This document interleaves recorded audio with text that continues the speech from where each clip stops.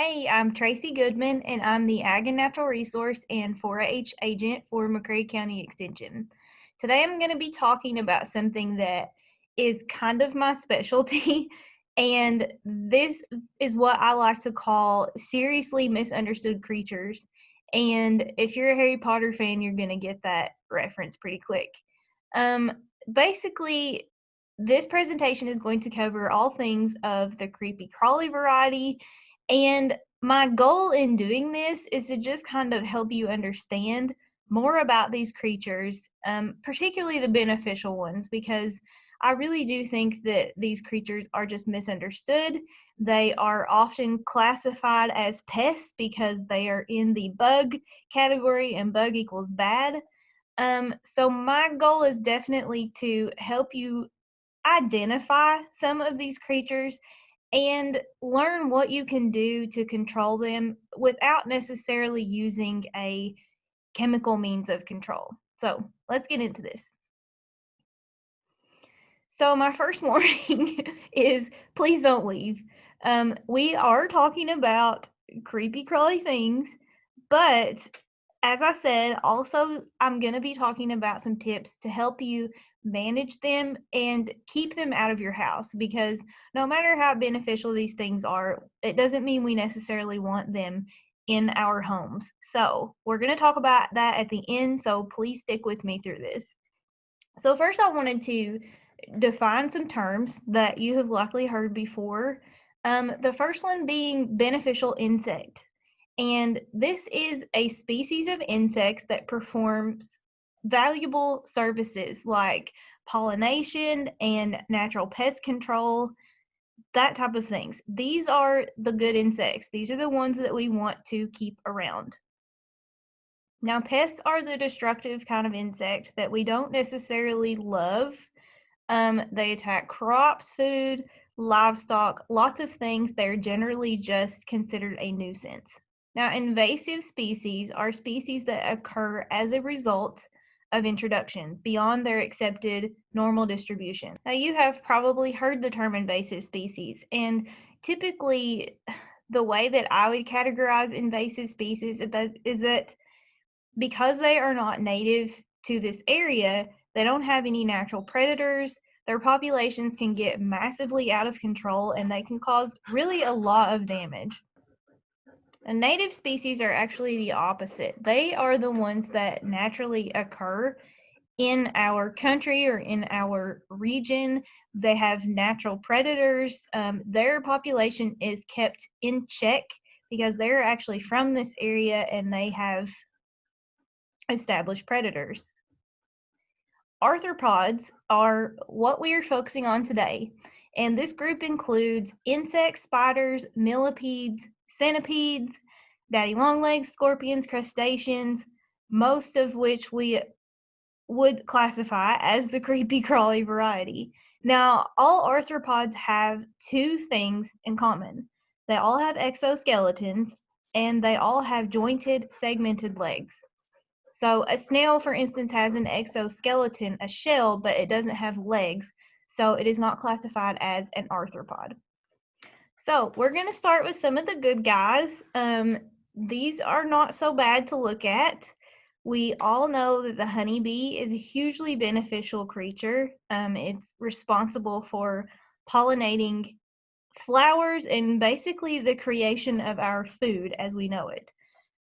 Also, bumblebees are pollinators as well, although they aren't as popular as the honeybee because a good byproduct from the honeybee is their honey, of course. And we have butterflies, which are beautiful to look at, and they are also pollinators as well.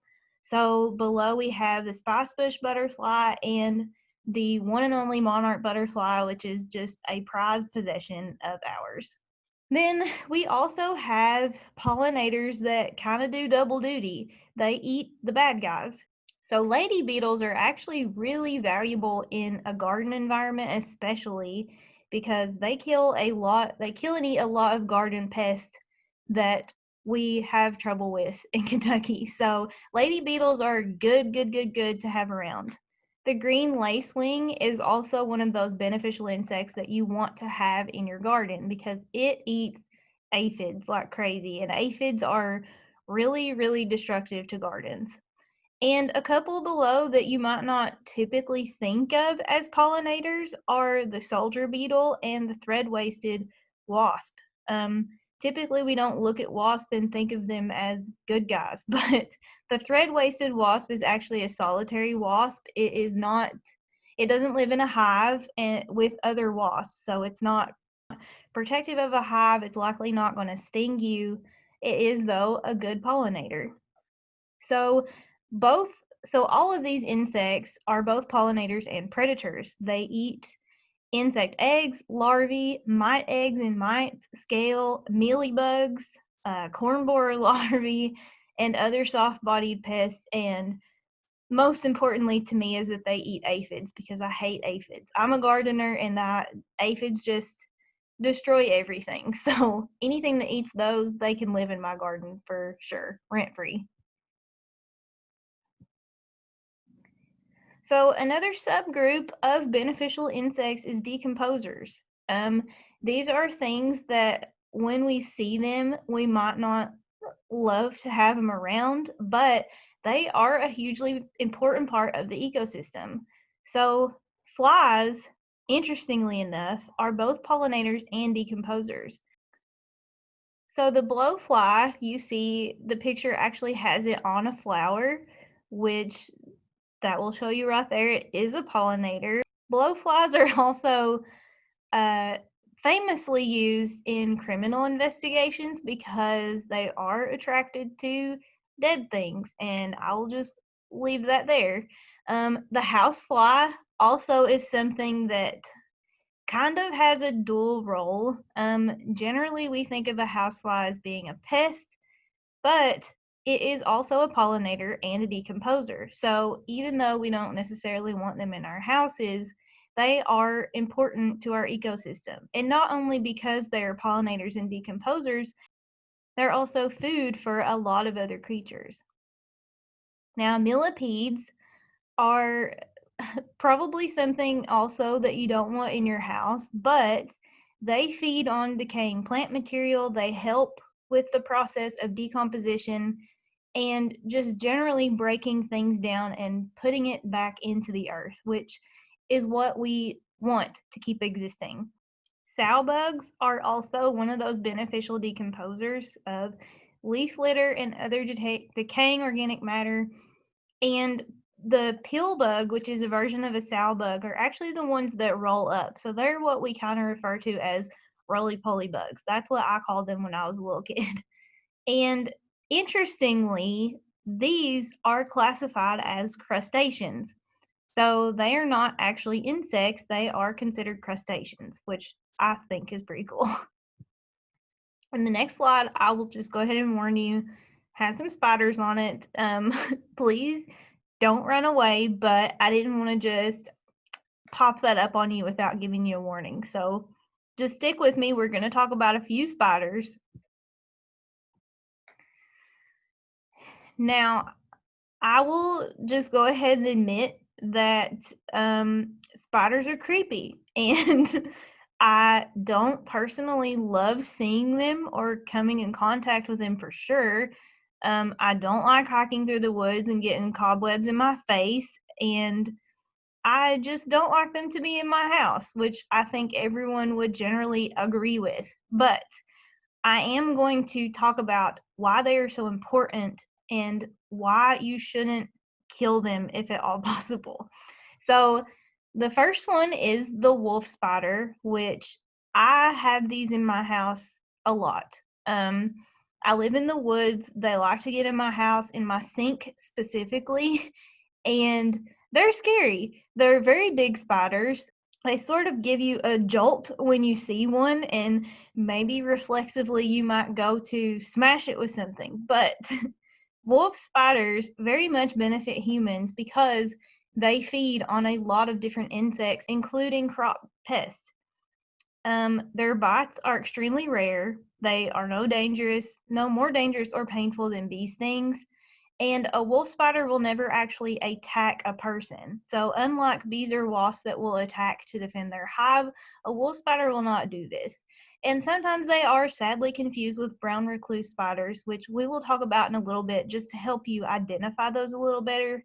But a wolf spider is generally harmless and it is beneficial to have around.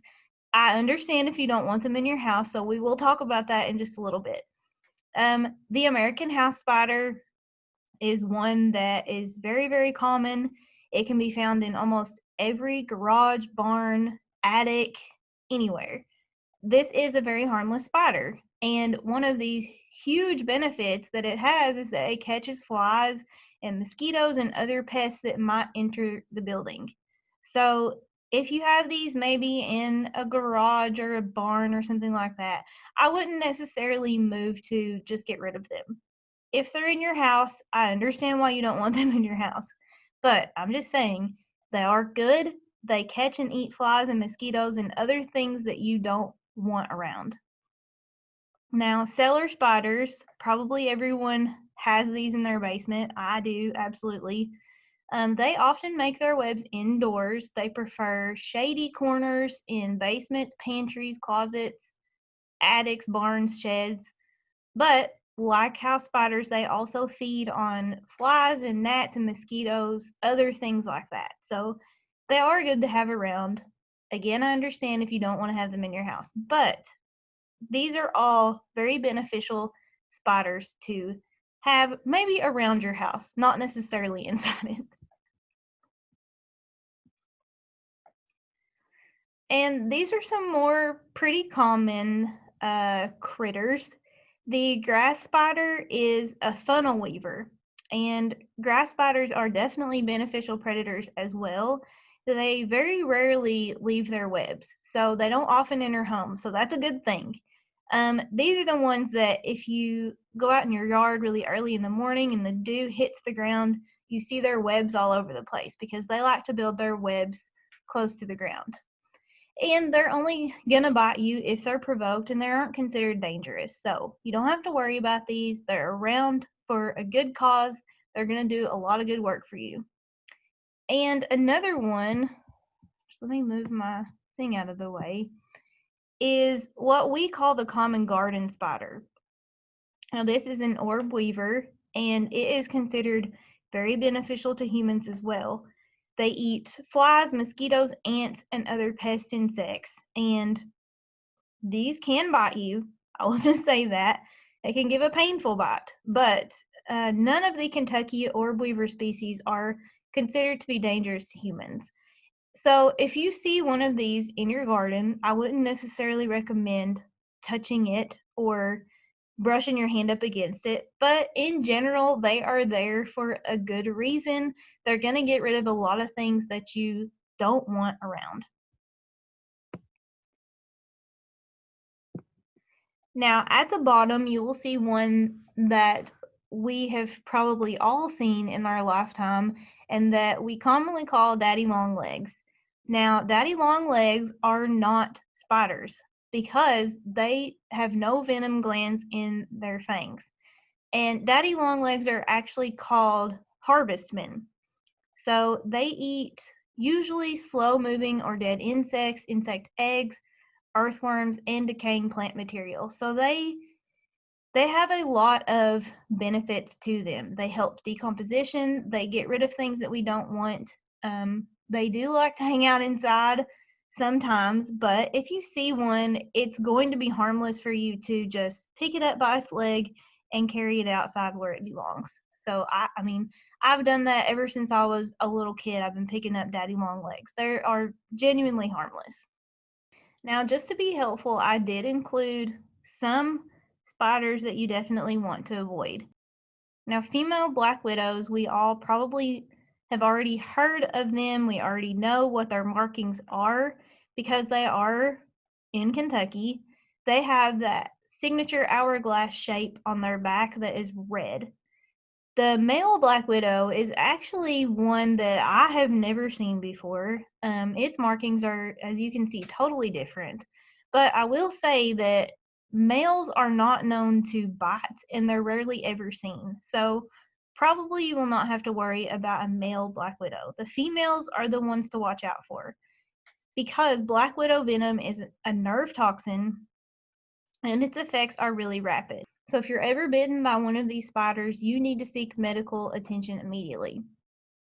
Now, brown recluse is in the bottom left corner, and it is a little bit harder to identify because they can be different colors, but it does actually have let me see if I can find it with my cursor. It has a violin-shaped mark on the back of its head, which, I mean, yes, I know you're probably not going to get close enough to see that, but if you think that you were ever bitten by one and you kill it, then you should be able to identify it by this mark on the back of its head.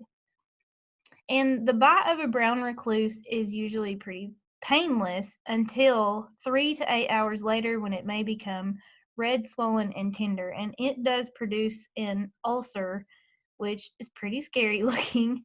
So, but encounters of brown recluse are very rare even when they are present.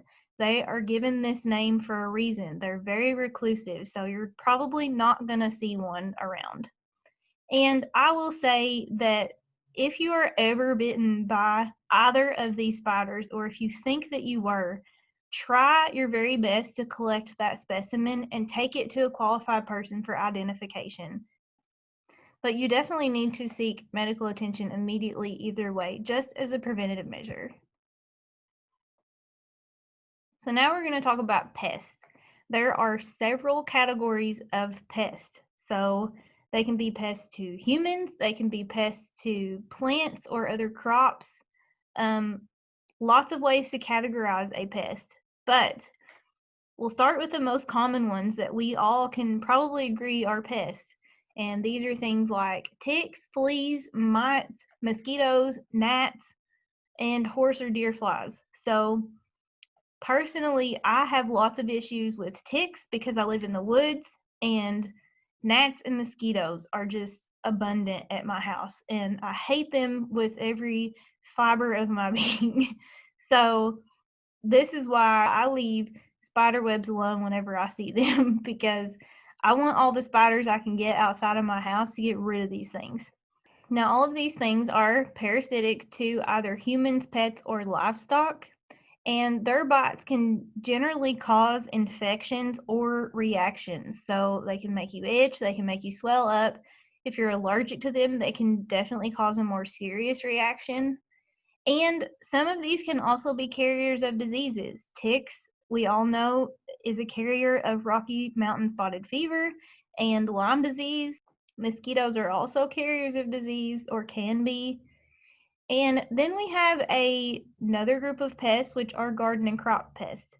So I listed, there are so many of these.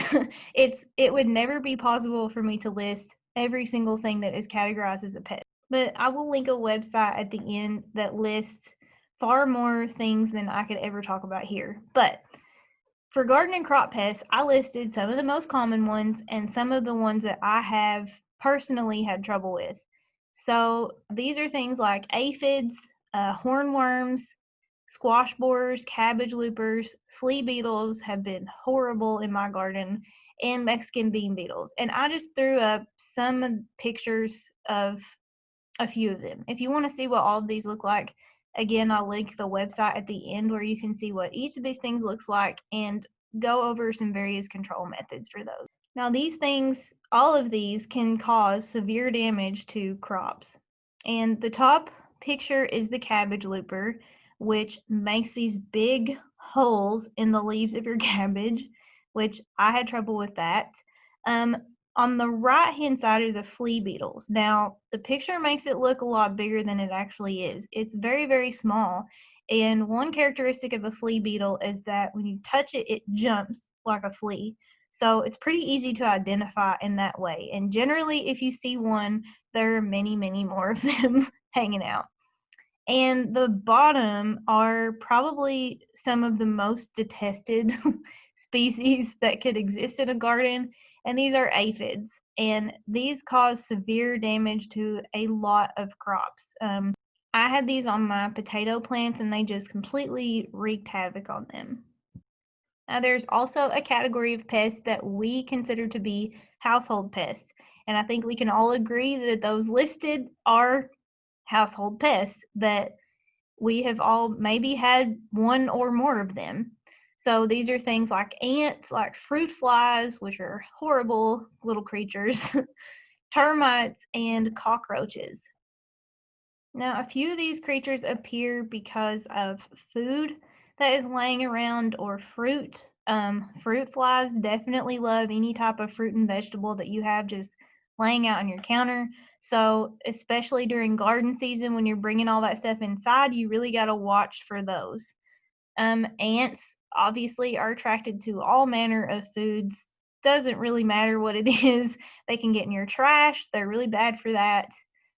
Cockroaches are probably more serious than either of the other two. And if you have these, I definitely recommend an exterminator because they contaminate food and they can also transmit really harmful pathogens. Now, I included termites as well. Most of us have houses that have some manner of wood in them. And guess what termites feed on? They like wood. So I would also suggest in the line of cockroaches, if you have an infestation of these, you definitely need to call a professional to properly eradicate those. Now, I did want to quickly mention some invasive species, which we talked about what the definition of invasive species is.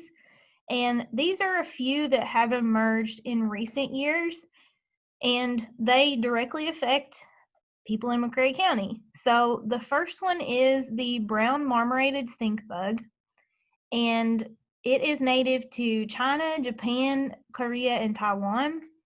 And adults are particularly attracted to homes and structures in the fall as they move to protected overwintering sites. So during the fall, you might see a lot of these trying to make their way into your house.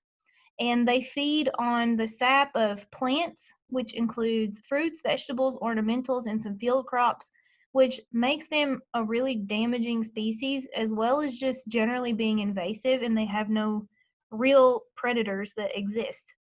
So these are definitely a nuisance, and there are some control methods which you can find on the website that I'll link at the end. But yeah, I mean, I'm not gonna lie, it is pretty hard to get rid of these.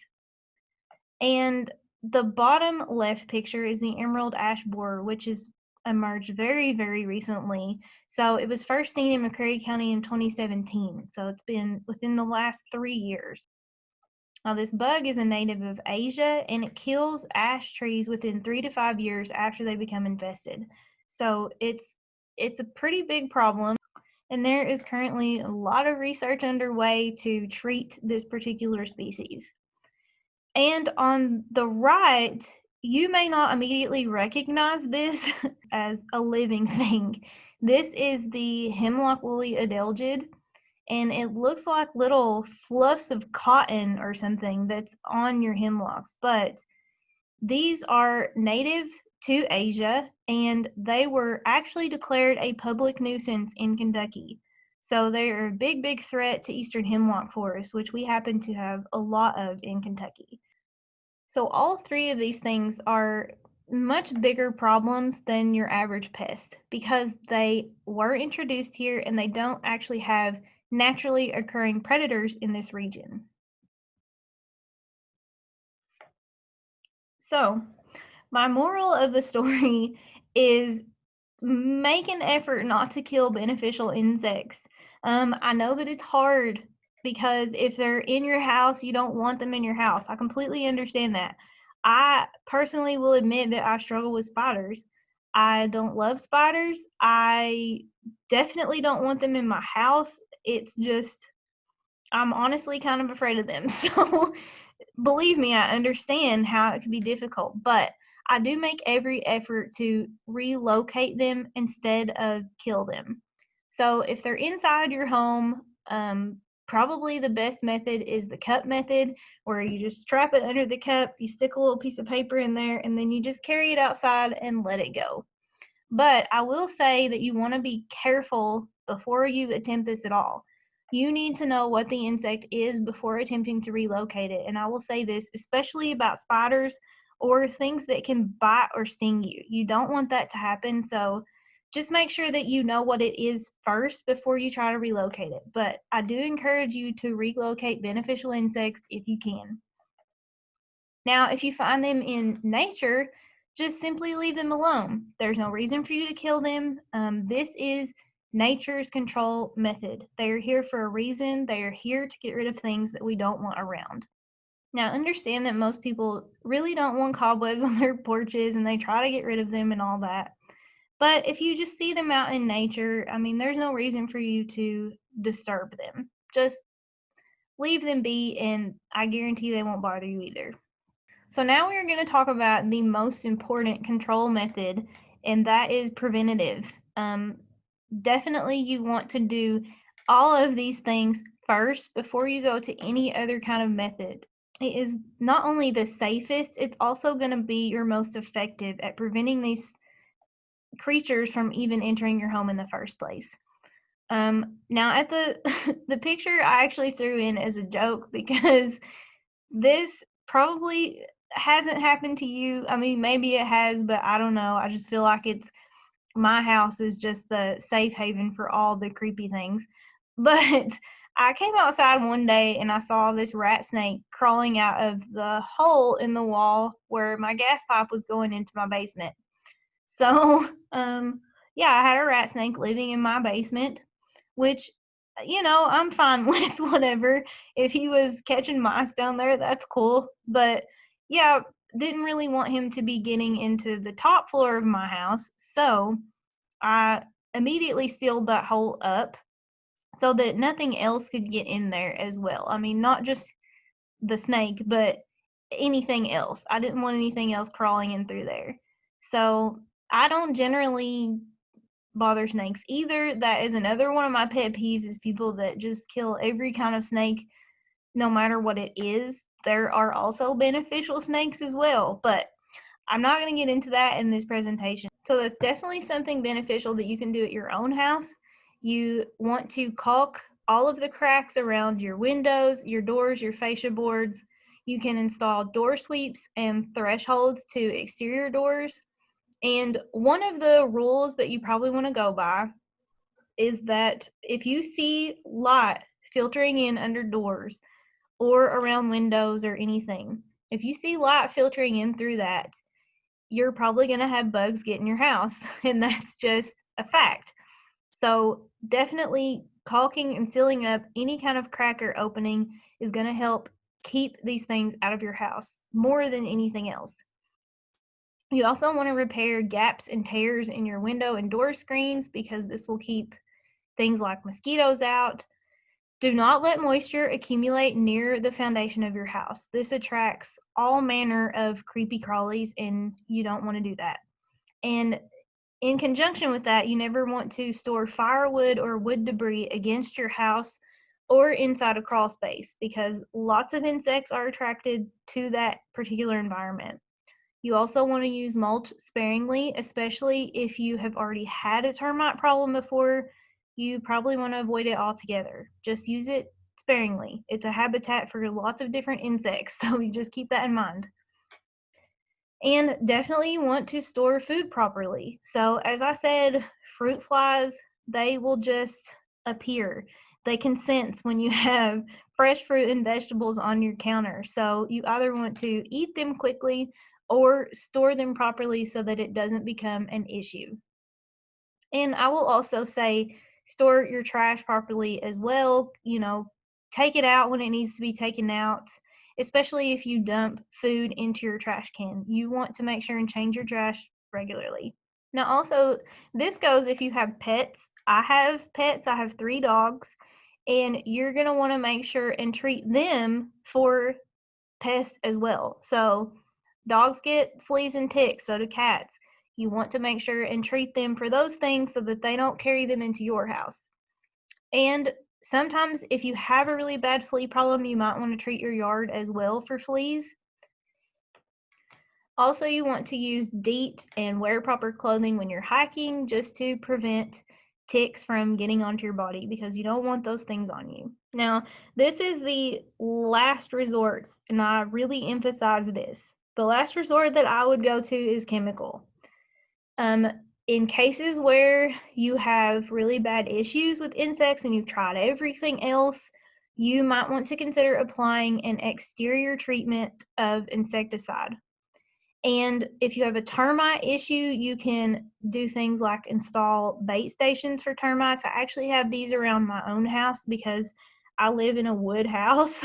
So I feel like I definitely need termite control there.